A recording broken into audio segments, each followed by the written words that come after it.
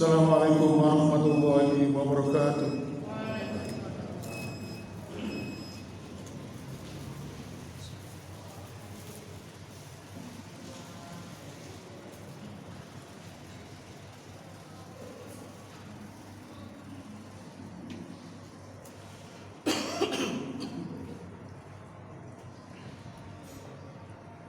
Allahu Akbar, Allahu Akbar,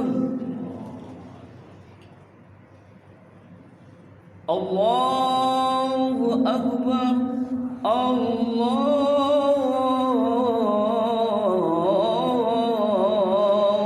Akbar. Asyhadu an la ilaha illallah, asyhadu an la ilaha illallah,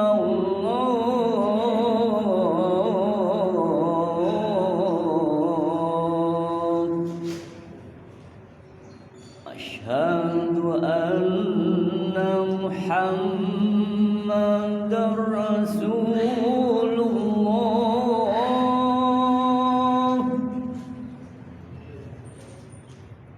asyhadu anna Muhammadar Rasulullah.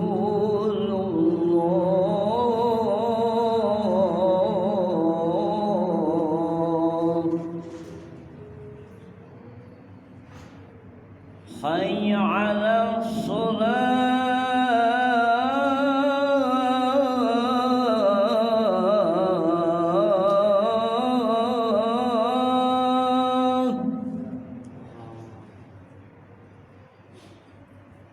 hayya 'alas shalah,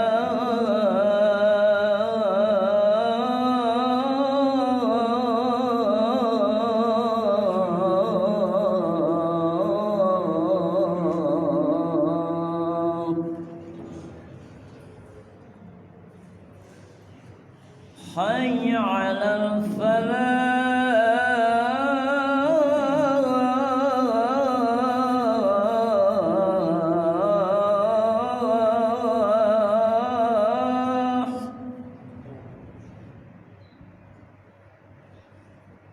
hayya 'alal falah.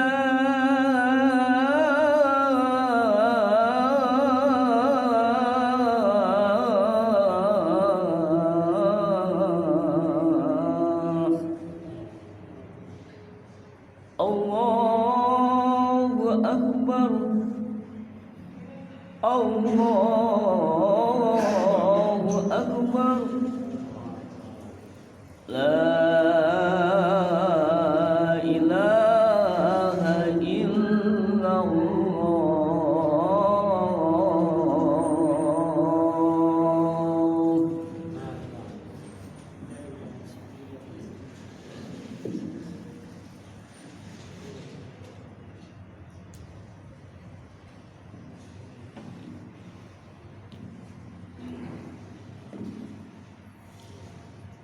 Innal hamdalillah nahmaduhu wa nasta'inuhu wa nastaghfiruh wa na'udzu billahi min shururi anfusina wa min sayyiati a'malina. May yahdihillahu fala mudilla lahu wa may yudlil fala hadiya lahu. Asyhadu an la ilaha illallah wahdahu la syarika lahu wa asyhadu anna Muhammadan 'abduhu wa rasuluhu alladzi la nabiyya ba'da. Allahumma shalli wa sallim wa barik ala Muhammadin wa ala alihi wa ashabihi wa man tabi'ahum bi ihsan ila yaumiddin. Fa ya ibadallah, usikum wa nafsi bi taqwallah faqad fazal muttaqun. Qala ta'ala fi kitabihil karim, a'udzu billahi as-sami'il 'alim minas syaitonir rajim. Ya ayyuhalladzina amanu taqullaha haqqa tuqatih wa la tamutunna illa wa antum muslimun. Ma'asyiral muslimin wa zumratal mu'minin rahimakumullah. Alhamdulillah, senantiasa kita bersyukur kepada Allah atas berbagai macam limpahan rahmat, nikmat, hidayah, inayah serta taufiknya kepada kita sekalian, sehingga pada kesempatan di siang hari ini Allah memperjalankan langkah kaki kita menuju ke majelis yang mulia ini guna melaksanakan kewajiban yang dibebankan kepada kita, khususnya kaum lelaki, melaksanakan ibadah salat Jumat yang dilaksanakan secara berjamaah. Mudah-mudahan kelak ketika di akhirat nanti Allah Subhanahu wa taala memberikan ridho dan menerima apa yang telah kita tunaikan pada kesempatan yang singkat di siang hari ini. Ma'asyiral muslimin, untuk memenuhi rukun khutbah, syarat sah khutbah, maka khatib menyampaikan berwasiat kepada diri sendiri dan juga kepada jamaah yang hadir. Marilah kita senantiasa meningkatkan iman dan takwa kita kepada Allah. Kita tunaikan apa yang telah menjadi perintah Allah dan Rasulnya, dan kita menjauhi sejauh-jauhnya apa yang telah dilarang oleh Allah dan Rasulnya. Salah seorang imam mazhab, yaitu Imam Syafi'i, berpendapat ketika suatu khutbah, entah itu khutbah Jumat atau khutbah sholat hari raya, ketika sang khatib lupa tidak menyampaikan tentang wasiat takwa, maka dapat dipastikan seluruh rangkaian ibadah sholat Jumat pada waktu itu tidak diterima di sisi Allah Subhanahu wa taala. Inilah ma'asyiral muslimin pentingnya takwa, sehingga Allah menyampaikan wasiatnya kepada kita, wala tamutunna illa wa antum muslimun. Janganlah kalian kelak ketika meninggal dunia kecuali dalam keadaan berislam, kecuali dalam keadaan bertakwa kepada Allah Subhanahu wa taala. Ma'asyiral muslimin wa zumratal mu'minin rahimakumullah. Pada kesempatan siang hari ini yang singkat ini, izinkan saya bertugas menyampaikan khutbah Jumat pada siang hari ini adalah ingin menyampaikan sebuah kisah. Mudah-mudahan kisah ini dapat kita jadikan panutan, kita jadikan teladan, dan juga bisa menjadi parameter kita untuk menilai apakah kita termasuk dalam kisah ini apa tidak. Yaitu tentang kisah seorang sahabat yang mulia yang bernama Umar bin Khattab radhiyallahu anhu, dengan seorang sahabat yang diberi kepercayaan oleh Nabi sallallahu alaihi wasallam sebagai pemegang rahasia dari wasiatnya. Ma'asyiral muslimin wa zumratal mu'minin rahimakumullah. Perlu diketahui, Umar bin Khattab ini kemana-mana, kata orang Jawa, ngintil, mengikuti kemanapun sahabat ini pergi. Dan orang-orang para sahabat yang lain pun heran, ada apa dengan Umar ini? Kok senantiasa ngintil, senantiasa ikut dengan salah seorang sahabat ini? Ma'asyiral muslimin, ternyata dulu ketika Madinah Nabi Muhammad SAW masih hidup, Nabi pernah berpesan kepada sahabat ini, dan ketika Nabi itu berpesan, di hadapannya ada Umar bin Khattab yang ikut hadir pada pertemuan waktu itu. Pesan Rasulullah Muhammad SAW kepada sahabat ini adalah, ini ada rahasia. Aku minta engkau menjaga rahasia tersebut. Di dalam gulungan kertas ini, waktu itu kertas itu di zaman Nabi, waktu itu dari bahan kertas papirus. Di dalam kertas ini ada tulisan daftar nama-nama orang-orang munafik. Tolong kamu simpan baik-baik. Tidak boleh kamu umumkan kepada siapapun bahwa si fulan munafik. Boleh kamu sebut nama orang itu munafik apabila yang bersangkutan yang masuk dalam golongan orang-orang munafik ini di dalam kertas ini, apabila mereka sudah meninggal dunia, kamu boleh mengumumkan kalau dia termasuk golongan orang munafik.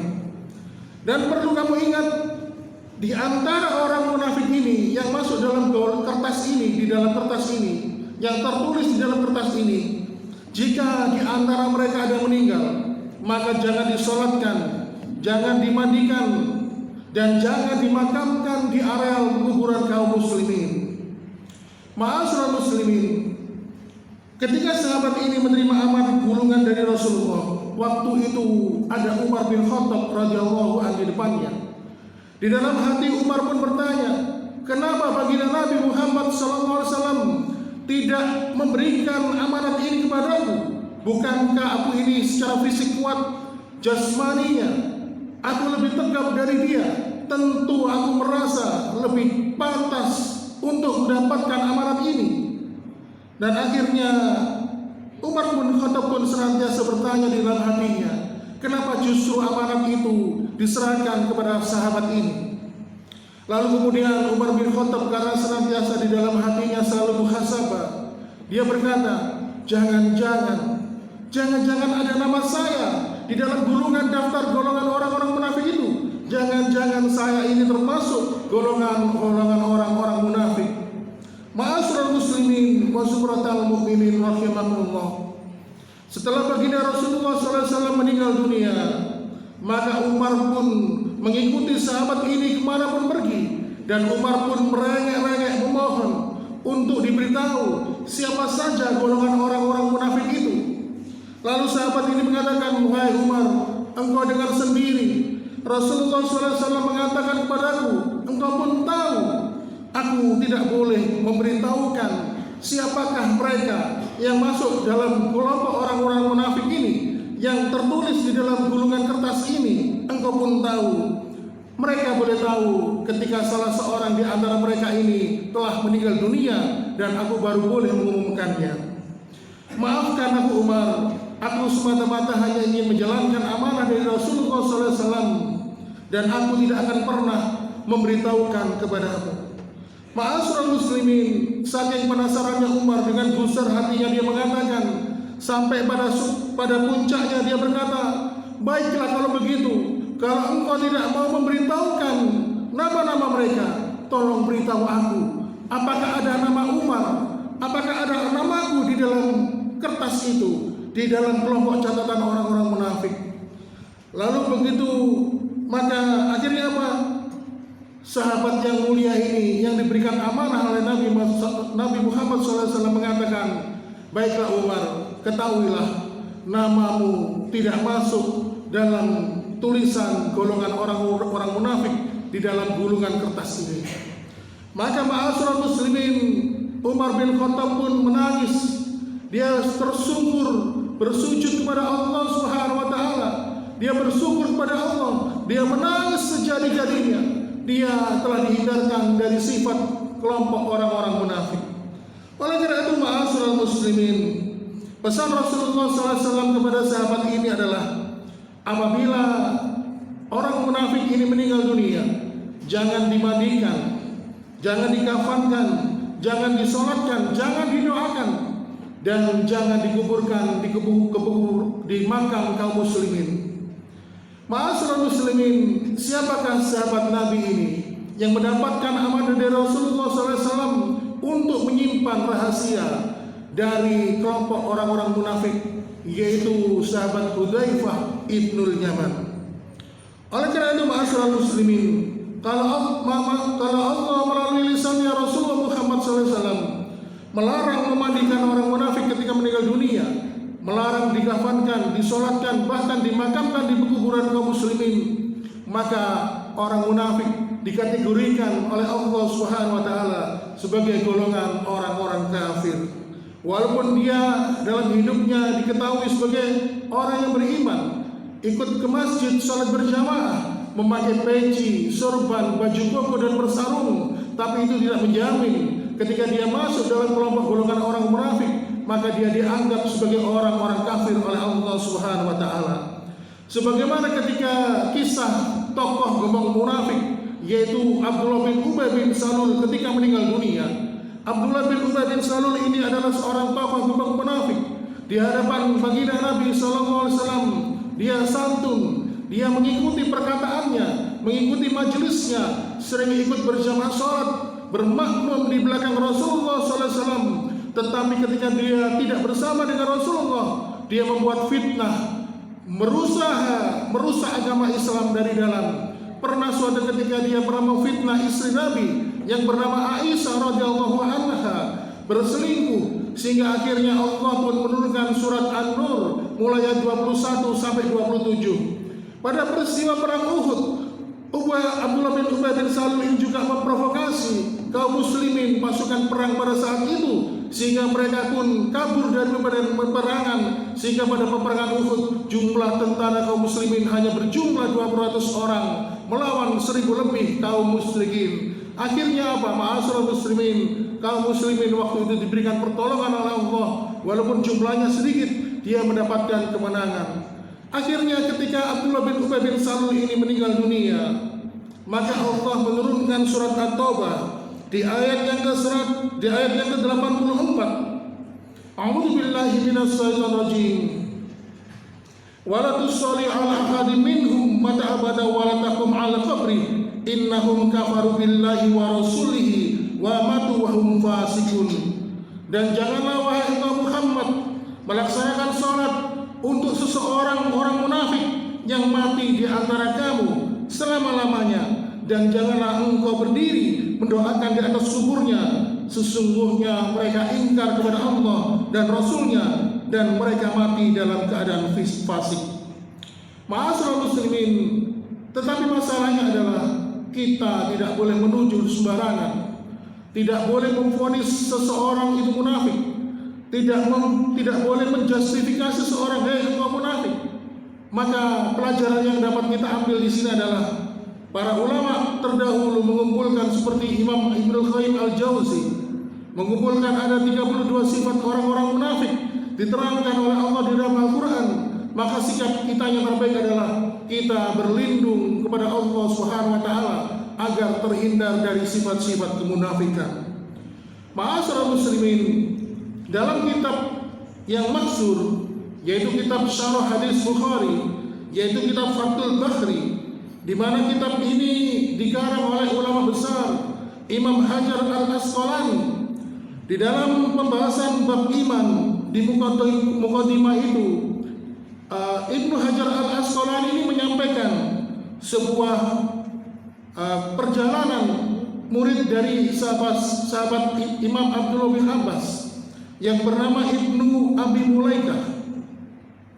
Ibnu Abi Mulaikah ini muridnya Imam Ibnu Abbas. Beliau mengatakan, saya telah bertemu dengan 30 orang sahabat. Mereka semuanya 30 orang ini sahabat Nabi yang saya kenal betul karakternya. Dan saya dapatkan dari ke-30 orang sahabat itu mempunyai 4 persamaan. Persamaan yang pertama adalah seluruh sahabat Nabi itu sepakat bahwa iman mereka masih lemah. Seluruhnya. Makanya mereka senantiasa bergantung kepada Allah, berlindung kepada Allah, memohon agar diberikan hidayah dan petunjuk, karena mereka takut hati mereka dicondongkan oleh Allah Subhanahu wa taala. Karena banyak sekali ma'asyiral muslimin kisah para sahabat yang disesatkan yang akhirnya meninggal dalam keadaan murtad. Persamaan yang kedua adalah dari ke-30 sahabat itu mereka semuanya menyangka bahwa amal mereka itu sedikit, dan amal yang sedikit itu belum tentu diterima oleh Allah Subhanahu wa taala. Kemudian persamaan yang ketiga dari ke-30 sahabat itu adalah seluruh sahabat senang, bahagia ketika ada seseorang yang mengkritiknya, ketika ada seseorang yang mengingatkan kesalahannya. Kemudian sahabat itu juga senang, bersyukur ketika dia diketahui kritiknya, kesalahannya oleh orang lain. Dan ini pun ditiru oleh anak-anak keturunan para sahabat, yang akhirnya salah satunya menjadi seorang ulama masyhur yang bernama Imam Hasan Al-Basri, seorang tabi'in. Dikisahkan pada suatu ketika Imam Hasan Al-Basri ini didatangi oleh muridnya. Dia dikatakan, wahai guru, wahai syekh, ada seseorang yang mengatakan menjelek-jelekan engkau demikian-demikian. Dia mengatakan bahwa engkau bla bla bla demikian-demikian. Lalu Imam Hasan Al-Basri mengatakan, benarkah demikian? Kamu tahu rumahnya? Ya tahu, jawab muridnya. Akhirnya diajaklah murid itu ke pasar untuk berbelanja kebutuhan rumah tangga seperti gula dan sebagainya. Akhirnya didatangilah rumah seseorang yang telah menjelek-jelekan namanya itu. Diketuklah pintunya, lalu di hadapan laki-laki yang telah menjelekkan namanya, Imam Hasan Al-Basri mengatakan, aku dengar dari muridku ini, engkau telah mengatakan aku demikian. Maka terima kasih, saya sangat bersyukur pada Allah. Akhirnya saya dapat mengetahui kekurangan saya. Ini saya punya bingkisan untukmu, semoga bermanfaat. Inilah contoh ma'asyiral muslimin. Ketika seseorang itu diberikan hidayah oleh Allah, dia bahagia, bersyukur, senang jika ada orang yang mengingatkannya. Kemudian ma'asyiral muslimin, persamaan yang keempat dari 30 sahabat Nabi itu adalah semua para sahabat itu tidak yakin, bahkan hampir semuanya tidak yakin bisa terhindar dari sifat-sifat kemunafikan. Seperti Umar bin Khattab tadi, di awal kisah yang saya sampaikan tadi, dia khawatir jangan-jangan dirinya, namanya masuk dalam lembaran nama-nama golongan orang munafik. Kemudian Imam Ibnu Abi Mulaikah melanjutkan pembicaraannya. Dia juga berkata, saya juga bertemu dengan 30 orang munafik dari kota Mekah dan Madinah. Dan ke-30 orang munafik itu semuanya mempunyai kesamaan, 4 kesamaan. Yang pertama, seluruh orang munafik itu gembar-gembor, ngomong ke sana kemari. Dia merasa imannya kuat, imannya kokoh, seperti batu yang dihempas sekarang, seperti yang dihempas ombak. Dia merasa imannya sudah kuat kepada Allah Subhanahu wa taala.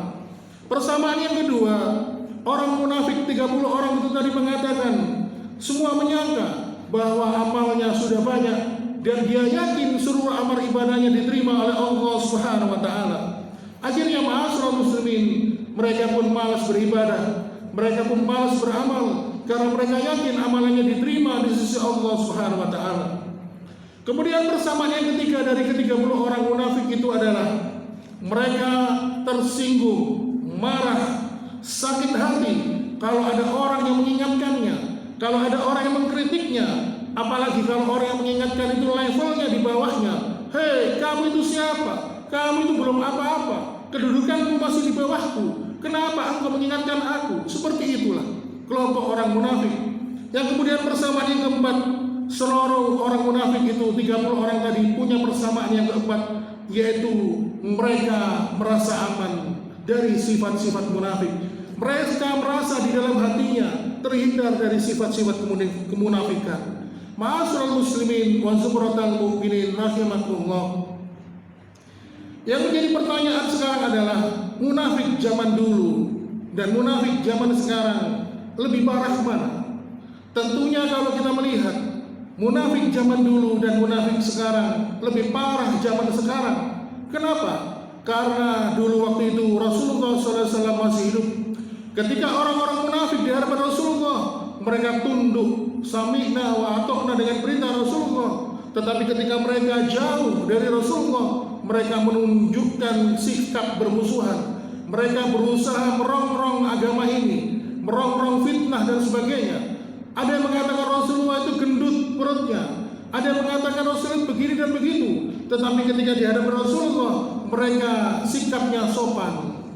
Dan kemudian ma'asyiral muslimin, munafik zaman sekarang, mereka tidak pernah bertemu dengan Nabi, sehingga akhirnya mereka lancar saja, selalu intens mengungkapkan kebenciannya kepada Islam, padahal mereka adalah orang Islam. Mereka berbenci, berpakaian santri, berbaju koko, punya jabatan, bergelar profesor, bahkan dikenal sebagai guru besar di sebuah institut agama. Tetapi pernyataannya sering mengkritik syariat Allah. Ada yang mengatakan demikian. Tentu jamaah sekalian sudah paham. Dengan era media sosial seperti ini, kita bisa menilai berita-berita orang-orang berkomentar sekendaknya. Itu contoh adalah orang-orang munafik. Oleh karena itu ma'asyiral muslimin wa zumratal mu'minin rahimakumullah, Allah Subhanahu wa taala menerangkan salah satu sifat orang munafik itu adalah berpura-pura beriman. Sebagaimana di dalam surat Munafikun ayat pertama, Allah mengatakan, "Idza ja'akal munafiquna qalu nashhadu innaka la rasulullah wallahu ya'lamu innaka la rasulullah wallahu yashhadu minal munafiqina lakadzibun." Apabila datang orang munafik, "Hai Muhammad, datang kepadamu, mereka berkata, kami mengakui bahwa engkau adalah Rasulnya Allah Subhanahu wa ta'ala, dan Allah mengetahui bahwa engkau benar-benar sebagai Rasulnya, dan Allah menyaksikan bahwa orang-orang munafik itu adalah sebenar-benar pendusta."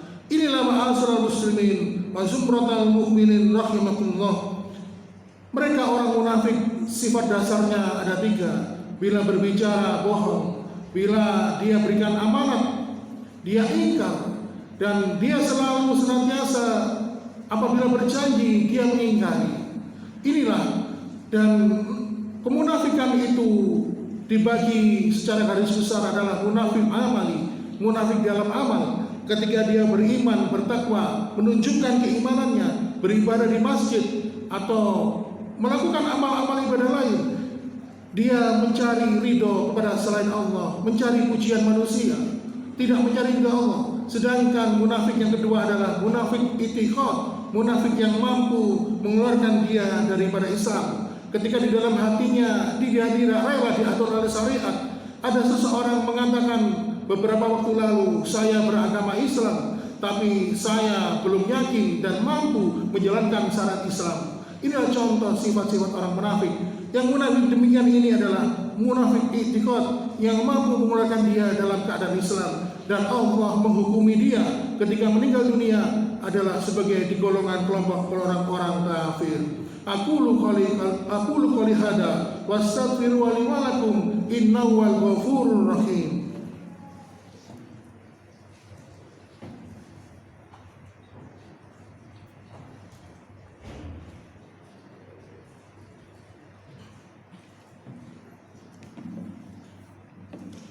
Alhamdulillah hamdan katsiran thayyiban mubarakan fi kama yuhibbu rabbuna wa yarda.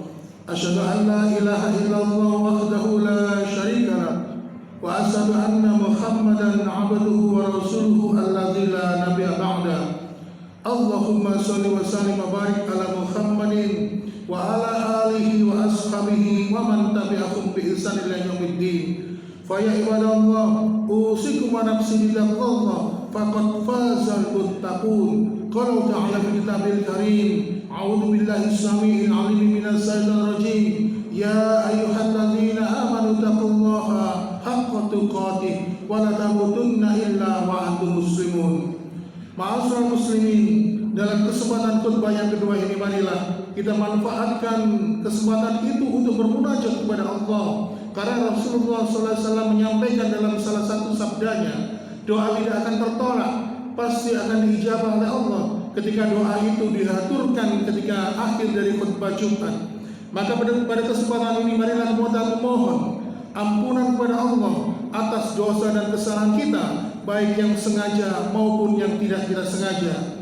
Seraya juga tidak lupa memohon hidayah dan petunjuk kepada Allah Subhanahu wa taala agar kita dihindarkan dari sifat-sifat kemunafikan, agar senantiasa dibimbing oleh Allah dari kesesatan kehidupan dunia, dan kelak ketika di akhirat kita mendapatkan kebahagiaan berupa kenikmatan surga. Dan ma'asyiral muslimin, perlu diketahui bahwa semoga dengan hidayah yang telah Allah berikan, kelak ketika kita meninggalkan dunia ini, meninggal dalam keadaan husnul khatimah. A'udzu billahi minas syaitonir rajim. Bismillahirrahmanirrahim. Allahumma shalli wa sallim wa barik ala Muhammadin walhamdulillahi rabbil alamin. Allahumma ighfir lil muslimina wal muslimat wal mu'minina wal mu'minat al ahya minhum wal amwat innaka sami'un qaribun mujibud da'wat. Allahumma ighfirli wa li walidayya warhamhuma kama rabbayani shaghira. Rabbana zalamna anfusana wa illam taghfir lana latarhamna lanakunanna minal khasirin. Rabbana la tu'akhidna in nasina akhtana. Rabbana wa la tahmil 'alaina isran kama hamaltahu 'ala alladziina min qablina.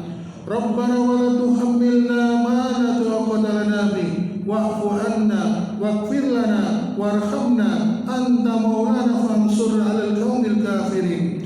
Rabbana hab lana min azwajina wa dhurriyyatina qurrata a'yun waj'alna lil muttaqina imaman. Rabbana atina fid dunya hasanah wa fil akhirati hasanah wa qina adzabannar. Subhana rabbika rabbil izzati 'amma yasifun wa salamun 'alal mursalin walhamdulillahi rabbil alamin.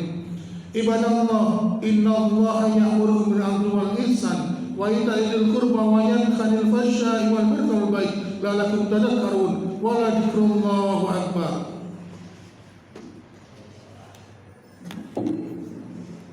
Allahu akbar.